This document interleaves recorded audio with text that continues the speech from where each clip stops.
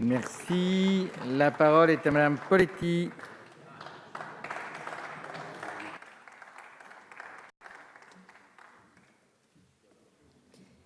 Monsieur le Président, Madame la Ministre, Madame la Présidente de la Commission, chers collègues, vous nous annoncez pour ce dernier PLFSS de la mandature la disparition du trou de la Sécu et vous vous auto-félicitez. Et pourtant, dépenser et promettre toujours plus pour réduire les déficits, quel tour de passe-passe incroyable, on aimerait tellement vous croire.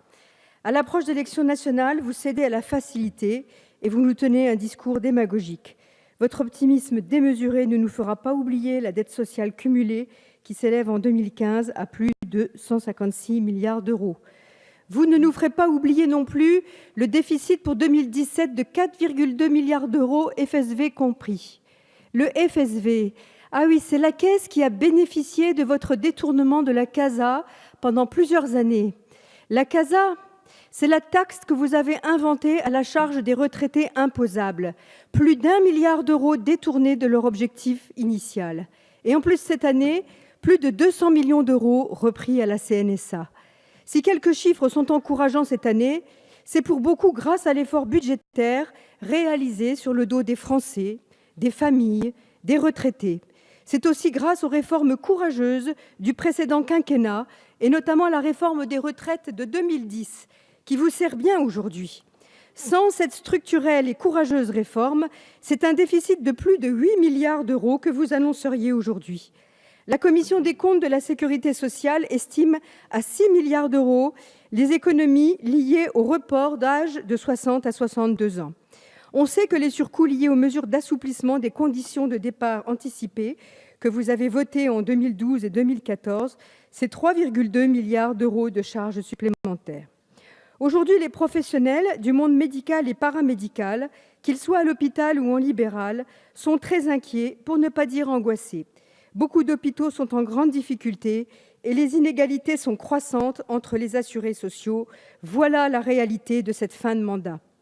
Vous nous proposez un article de réforme importante sur le RSI, vous apprêtant à replonger les professionnels dépendant de ces caisses dans la tourmente. Ils n'ont pas été consultés et les systèmes d'information ne sont pas prêts. Madame la ministre, cette réforme mérite une expérimentation et une évaluation préalable.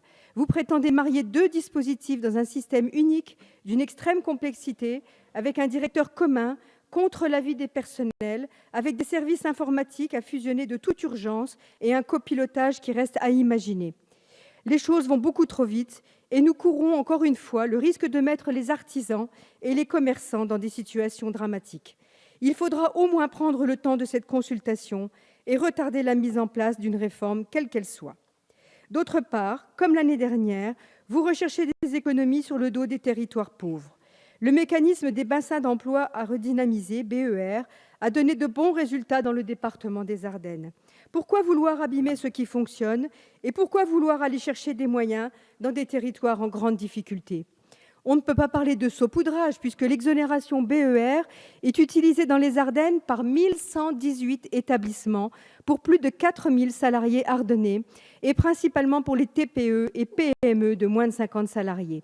Sur 60,4 millions d'euros d'exonération de charges sociales depuis 2007, 12,2 millions ont contribué au développement d'entreprises déjà implantées et 48,2 millions d'euros ont favorisé l'emploi lié à la création et la reprise d'entreprises. L'impact du BER sur l'économie des communes éligibles est ainsi significatif. Ne remettez pas en cause un bilan satisfaisant localement avec, malgré la crise, plus de 2800 emplois créés ou maintenus en 6 ans. Enfin, comme chaque année, nous avons parlé en commission du sujet de la démographie médicale.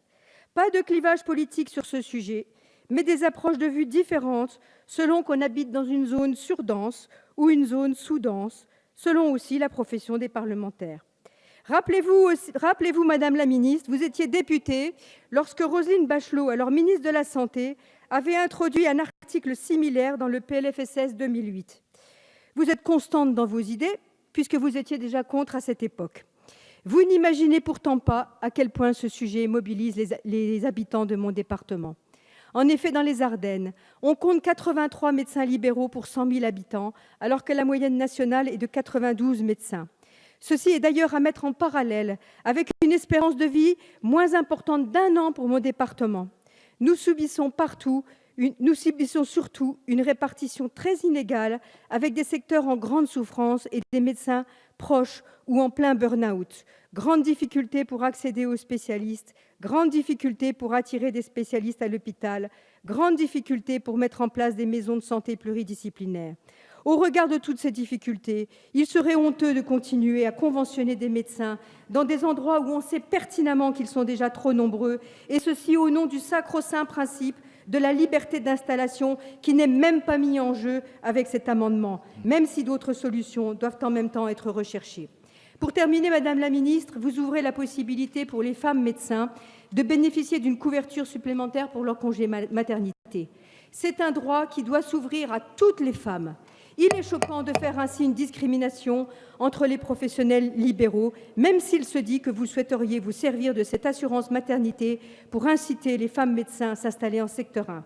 Tout ceci est parfaitement scandaleux. C'est la raison pour laquelle j'ai choisi de déposer un amendement pour étendre la mesure à l'ensemble des professions médicales et paramédicales libérales. Mon amendement, malheureusement passé au filtre de l'article 40, j'ai déposé en repli une demande de rapport pour pouvoir débattre de ce sujet avec vous, Madame la Ministre. Je vous remercie. Merci. La parole